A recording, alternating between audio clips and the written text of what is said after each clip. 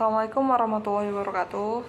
Halo semuanya, perkenalkan nama saya Dewi Latifah dengan NPM 2340102017, mahasiswa program studi manajemen sumber daya perairan, Fakultas Perikanan dan Ilmu Kelautan di Universitas Borneo Tarakan. Nah, pada kesempatan kali ini saya akan memaparkan tugas dari MK Fisiologi Hewan Air dengan dosen pengampu Bapak M. Gandri Haryono, Eskol, MSI. Adapun materi yang saya ingin paparkan yaitu mengenai sistem pencernaan ikan. Nah, yang pertama ada pengertian. Jadi, sistem pencernaan ikan adalah suatu rangkaian organ yang berfungsi untuk menerima, mengolah, dan mencerna makanan sehingga zat-zat nutrisi dapat diuraikan menjadi bentuk yang lebih sederhana dan diserap oleh tubuh untuk memenuhi kebutuhan energi dan pertumbuhan ikan.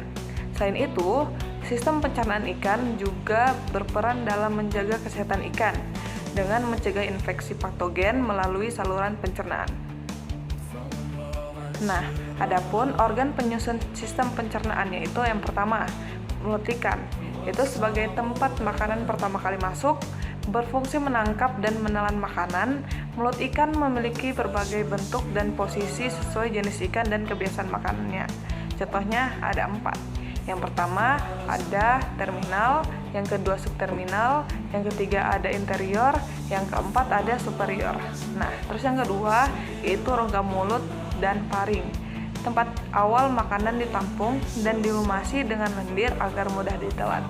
Nah, yang ketiga ada esofagus, yaitu saluran yang berfungsi untuk penghubung antara rongga mulut dan lambung sehingga dapat mengalirkan makanan ke lambung.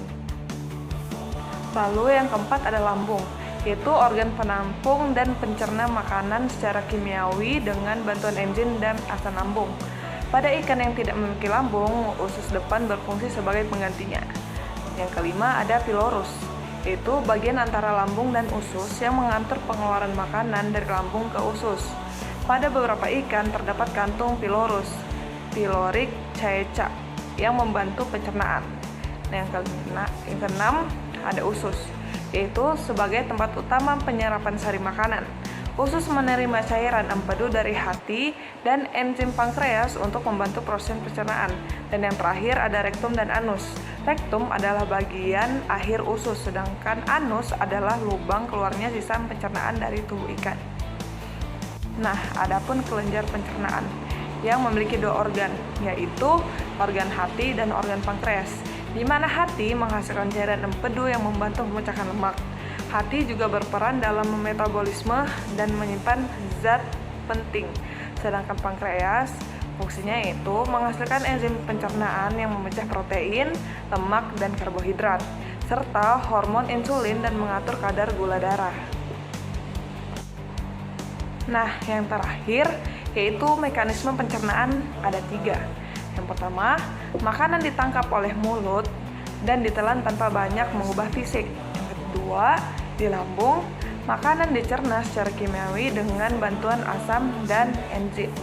Dan yang ketiga, di usus, proses pencernaan dilanjutkan dengan bantuan enzim, pankreas, dan empedu dari hati.